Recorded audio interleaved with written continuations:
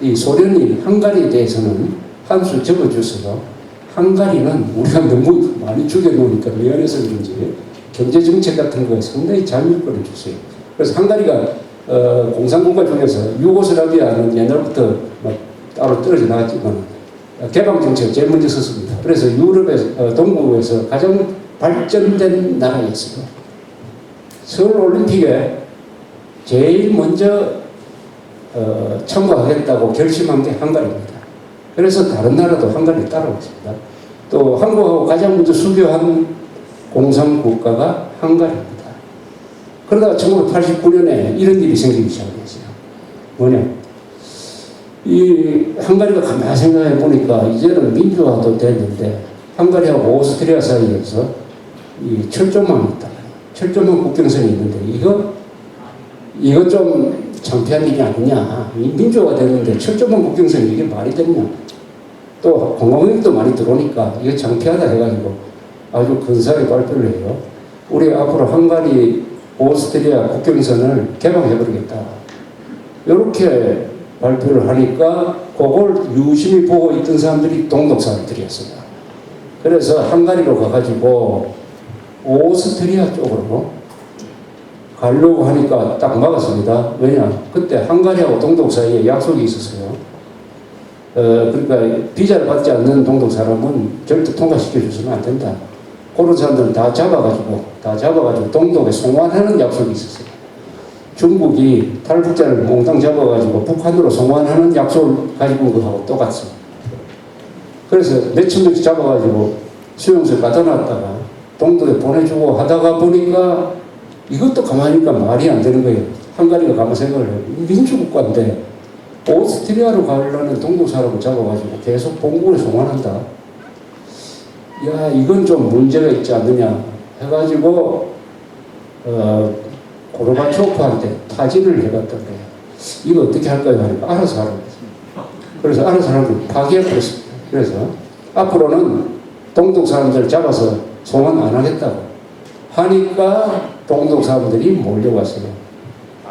이때부터 동독 사람들의 탈출이 시작됐습니다. 동시에 바로 민주화 시위가 일어나기 시작했습니다. 10월 초에 라이프치히 유명한 학문의 도시 라이프치히에서 대규모 시위가 있었는데 이때만 해도 아주 동독의 비밀 경찰이나 진압군은 아주 강했어요. 명령만 있으면 진압하려고 딱 부대를 배치를 했는데 베를린 주재 소련 대사가 공산당, 동독 공산당한테 압력을 넣었습니다. 절대 진압에 우리는 반대한다. 소련이 반대하면 못하는 거예요. 소련이 반대합니다. 소련군이 더구나 50만 명이 죽어나고 있습니다. 진압을 할 수가 없게 됐습니다. 항상 이 독재국가가 넘어갈 때는 딱 이 진압을 하느냐 못하느냐의 기로에 딱 섭니다. 지금 시리아도 그렇지 않습니까? 무력 진압을 계속 할 수 있느냐 없느냐 일종의 의지력의 싸움이에요. 이 독재자가 눈 딱 감고 질끈 감고 300만 아니라 3천만 명 죽여도 마음대로 하라고 하면 진압이 돼요. 그러나 여러 가지 국내의 상황 때문에 진압을 못하게 되면 그때부터는 독재 국가는 반드시 이제 무너지게 되겠죠.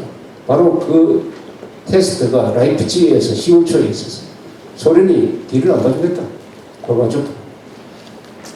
그러니까 시위는 막 번져가기 시작을 하고 이게 결정판이 결국 11월 9일 베를린 장벽이 무너지는 걸로 나오는 것입니다. 그래서 동부의 변화, 이 독일 통일의 그 변화는 아주 그 미묘한 국경선 개방이라는 작은 사건에서 비롯됐어요.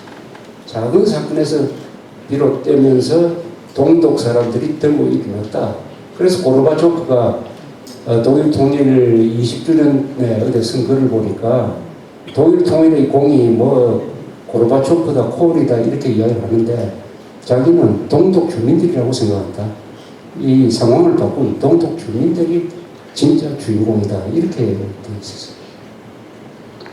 그런데 그럼 그것도 동독 사람들, 동독에서 들고 일어난 사람들이 꿈꿨던 것은 뭐냐 하면 통일이 아니었습니다. 그 사람들은 이 공산당이 지배하는 동독을 개혁하겠다는 거였어요. 공산당이 지배하는 이 동독을 좀 개혁해가지고 좋은 나라가 만들겠다 하는 일종의 이것은 통일이 아니고 뭡니까? 개방 정책이죠. 지금 남북한에도 이런 주장을 하는 사람들이 아주 다수입니다. 김정일로 넘어가서 북한이 자체적으로 개혁 개방하면 좋겠다. 이렇게 개혁 개방하면, 자체적으로 개혁 개방하면 좋겠다. 동독 사람들도 그 정도의 생각을 했어요. 통일은 그 사람들은 아직 꿈에 들어오지 않았어요. 이런 상황에서 베를린 장벽이 무너지는 걸 보고 야 이거 통일로 가야 되겠다고 생각한 사람이 콜과 겐시아 두 사람이었어요. 딱 준비를 하고 있었던 건 아닌데 딱 상황을 보니까 이건 통일로 가버려야 되겠다. 통일로 가겠다. 이렇게 해서 그때의 독일의 길은 두 가지입니다. 하나는 동독이 자체 개혁을 해가지고 민주화된 동독으로 거듭 태어나는 것입니다. 그러면은 동서독이 평화 공정을 하겠죠. 그러나 시간이 걸립니다. 그러나 별도의 국가로 존재하는 거예요. 그게 아니고 이 분위기가 이 지금 동북공산권이 타르르 무너지고 있는 급변의 시대니까 이건 시간을 딱 당겨가지고 원천적으로 문제를 해결해야 되겠다고 결심한 게 콜, 겐쇼, 그것을 적극적으로 뒷받침한 것이 푸시입니다. 그러니까 동독 사람들도 바뀌기 시작했어요. 동독 사람들도 생각이 바뀌기 시작했어요. 자, 이건 누가 결정하느냐? 우리 앞으로 통일 과정에서 이런 절차를 반드시 밟아야 됩니다. 투표로서 결정합니다. 투표로서 해요. 투표 언제 있었냐? 1990년 3월 18일? 3월 18일. 1990년 3월 18일에 독일 사람들을 상대로 독일이 이제 공산당도 해산당하고 막 이래 되니까 새로운 권력을 만들어야 되니까 국회의원을 뽑아야 되지 않습니까? 국회의원 선거가 있었습니다. 아직 통일되기 전입니다. 1990년 3월에. 자, 여기서 이제 이 진로가 결정되는 겁니다. 그때 이미 기독교 민주당하고 자민당 연정, 이 콜, 겐쇼는 통일로 가자. 여기서 통일로 가자. 더 기다릴 거 뭐 있냐. 그래서 콜이 동독에 가서 연설을 하면서 사회주의가 실패했다는 것을 이미 40년에 걸쳐서 우리가 보지 않았느냐. 또 더 해봐야 되느냐. 더 뭐 실험할 거 뭐 있느냐. 그러면서 중요한 약속 하나를 합니다. 여러분들이 가지고 있는 그 동독 마르크 앞으로 통일된 다음에 서독 마르크하고 1대1로 교환해 주겠다. 1대1로 교환한다. 이게 그 뒤에 많은 이 예산 낭비를 가지고 왔습니다만은 그런 약속을 안 했으면은 아마 통일되기 어렵을 거예요. 1대1로 교환해 주겠다. 그때 실질적인 가치는 1대10도 안 됐어요.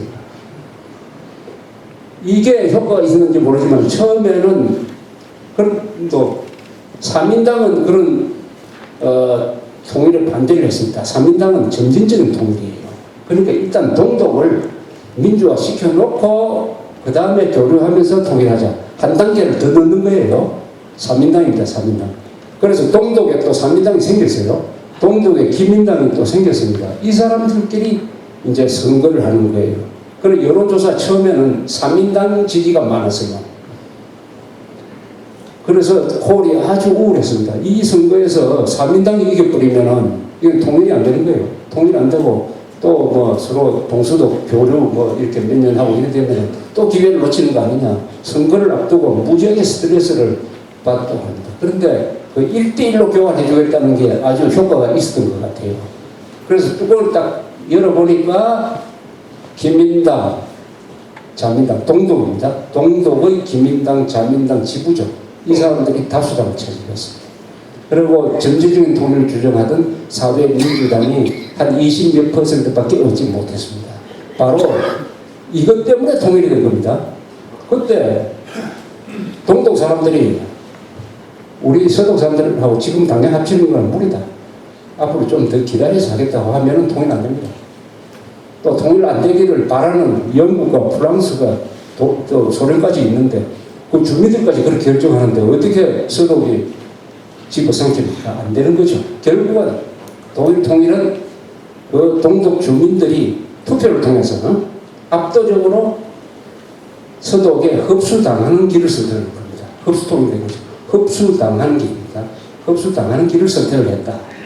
흡수당하는 길을 왜 선택을 했느냐? 아까 1대1로 교환하는 그것도 있었겠지만 그 말고 뭐 많았겠죠. 그걸 우리가 잘 연구를 해야 어차피 우리가 통일 과정에서 북한 사람들이 투표를 해야 됩니다. 북한 사람들이 투표로서 남한과 합칠 거냐 아니면 별도로 있을 것이냐는 것을 북한 사람들이 결정합니다. 우리가 결정하는 거 아닙니다. 좋은 결정을 할 수 있도록 우리가 합치는 결정을 할 수 있도록 서독이 동독한테 공을 들였듯이 공을 들여야 돼요. 그 공을 어떤 식으로 들여야 되냐는 것은 정말 아주 슬기롭게 판단을 해야 되는 것입니다. 그렇게